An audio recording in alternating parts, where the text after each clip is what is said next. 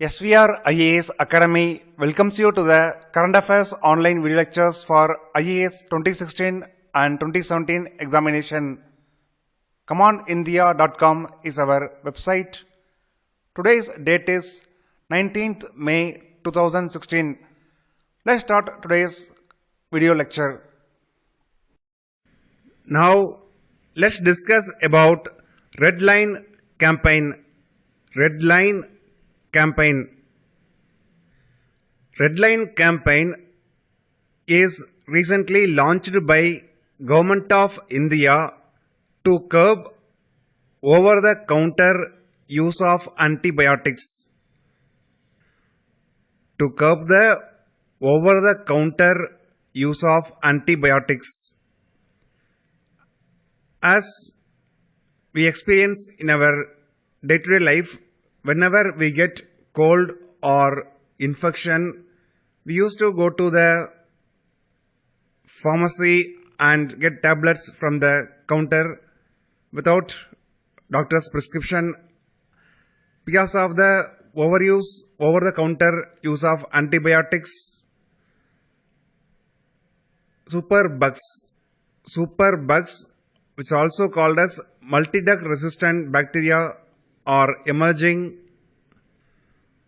According to the Lancet report, in 2014, India consumed 13 billion units of antibiotics. In 2010, India consumed 13 billion units of antibiotics in 2010. It was the highest in the world. It is the highest in the world.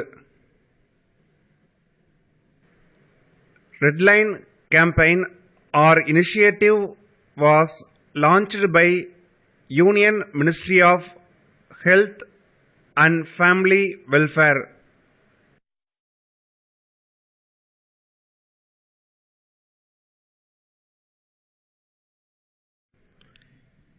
Red Line initiative is a public awareness campaign. Launched by our central government to curb irrational use of antibiotics. Red Line initiative will help people to identify prescription drugs, and it will help to curb self-medication and to become more aware of the dangers of misusing antibiotics. So, 3 benefits. The first benefit is it will help to identify prescription drugs. Second, it will help to curb self-medication. And third benefit, it will make public more aware of dangers of misusing the antibiotics. Recently, Government of India made mandatory that all prescription-only drugs should have vertical red line on the pack. If you take the medicine, there should be a vertical red line. If the medicine is prescription-only drug, means it can be issued only based on the doctor's prescription. These kind of drugs should be consumed only on doctor's advice. Another point is that patients need to take full course as prescribed by the doctor. So, Red Line initiative is very important for prelims and mains examination because in India, the issue is bigger. The growing misuse of antibiotics is a cause of concern. In this background, Government of India has taken Red Line initiative. So prepare well. Now let's discuss about XPS that came in the news.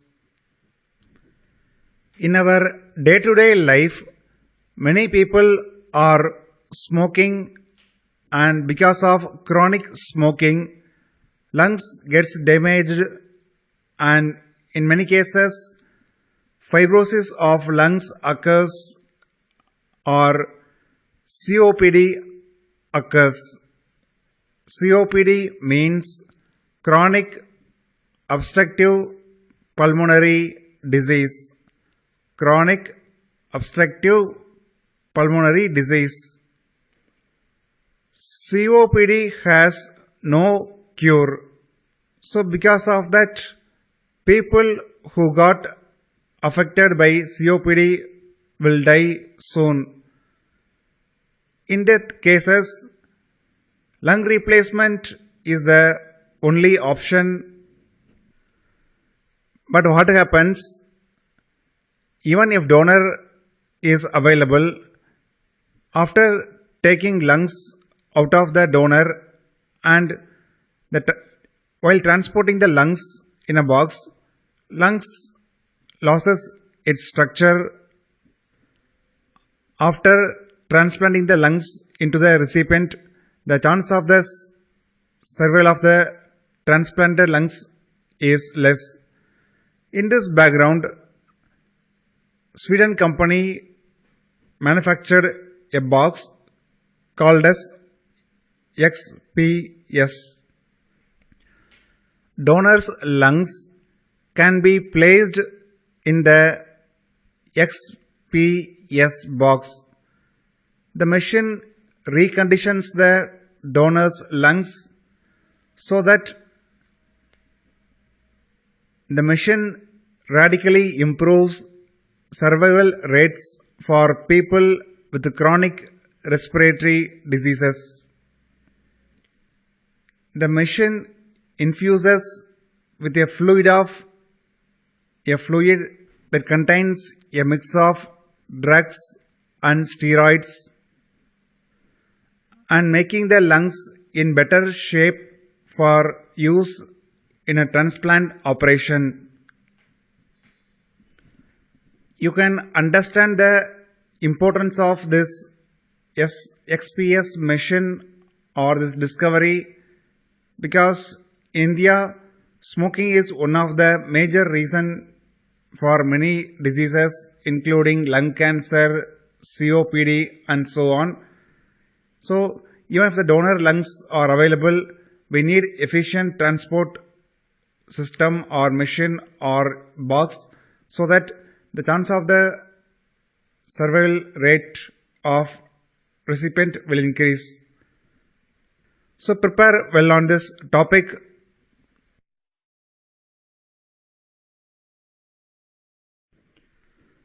Now let's discuss about scanning helium microscope. Scanning helium microscope. It is a very important topic for mains 2016 in GS paper 3. So prepare thoroughly on this topic for about 100 to 150 words. First, scanning helium microscope has been built by Australian scientists.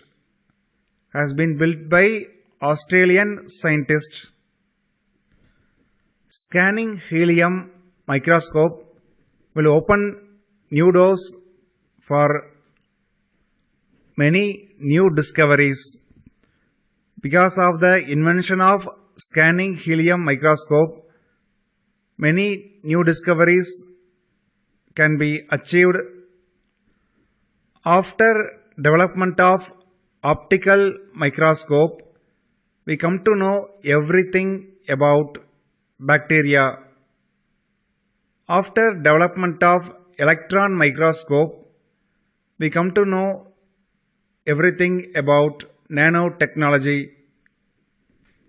It means if you have not developed optical microscope, we won't be having any knowledge about bacteria, and if we have not developed electron microscope, we won't be studying about nanotechnology for GS paper 3 in science and technology. So we have to give credit to the electron microscope. Because of the development of the electron microscope, then nanotechnology has born. Because of that, we are studying nanotechnology for civil services GS paper 3 exam. So now let's come back to the scanning helium microscope. Because of the development of scanning helium microscope, in near future, many new branches may develop, many drugs may be discovered, like nanotechnology, many new branches may born. So we advise you to clear the exam as soon as possible. Otherwise, because of the development of scanning helium microscope, in GS paper 3, our syllabus may increase in science and technology. Like after development of the scanning microscope, the branch nanotechnology has born, and now we are studying about it in detail, like India's achievements in nanotechnology and so on. So try to understand the importance of scanning helium microscope. Because of the invention, it will allow scientists to study human, animal and plant tissues or samples, as well as computer chips, without damaging or changing them. To study about bacteria, we have to kill the bacteria and we have to fix it in a slide.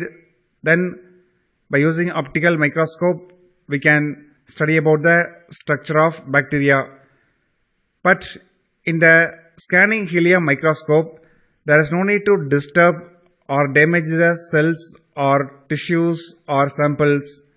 So without disturbing the samples like human tissues, animal tissues and plant tissues, we can find out the functioning of the structure by using the scanning helium microscope. It is a very important point, so don't forget, in mains GS paper 3, if you get a question on scanning helium microscope, you must write this point.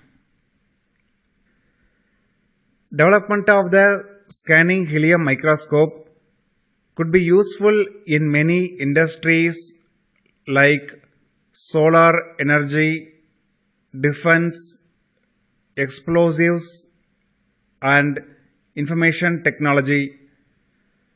Scanning helium microscope helps us to study about structures at the microscopic level without disturbing or damaging the samples. It's a very important point. Even if toxic chemicals spill occurs in the environment or radioactive spills occurs in the environment, with the help of the scanning helium microscope, it can be cleaned without harming the flora and fauna. Flora means plants and fauna means animals. That's all about the important points on the scanning helium microscope. So prepare an answer within 100 words on this topic.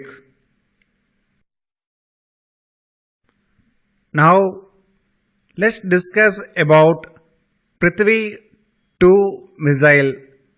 Prithvi 2 missile. Recently, India successfully test-fired Prithvi 2 missile from Chandipur of Odisha coast. In the Odisha, the place called Chandipur, from where Prithvi 2 missile was successfully test-fired. In this background, let's discuss some important points about Prithvi 2 missile. It is very important topic for prelims examination. Prithvi 2 missile is a surface-to-surface missile. It is a surface-to-surface missile.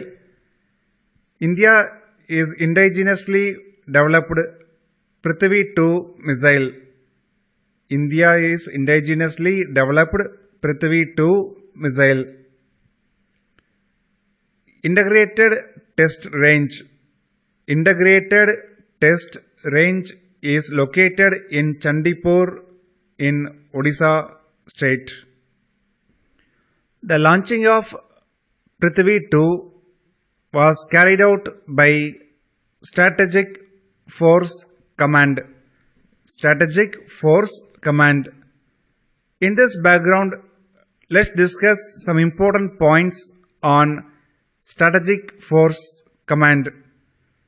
It is also called as Strategic Nuclear Command. Strategic Nuclear Command. It forms the part of India's Nuclear Command Authority. It is a part of India's Nuclear Command Authority. Strategic Forces Command is responsible for management and administration of India's tactical and strategic nuclear weapons stockpile. So, it is the command responsible for management and administration of our tactical and strategic nuclear weapons stockpile. The range of the Prithvi 2 missile is 350 kilometers. 350 kilometers. It can carry 500 kilogram to 1000 kilograms of warheads. So carrying capacity is 500 to 1000 kilogram of warheads. Prithvi 2 is thrusted by liquid propulsion two engines.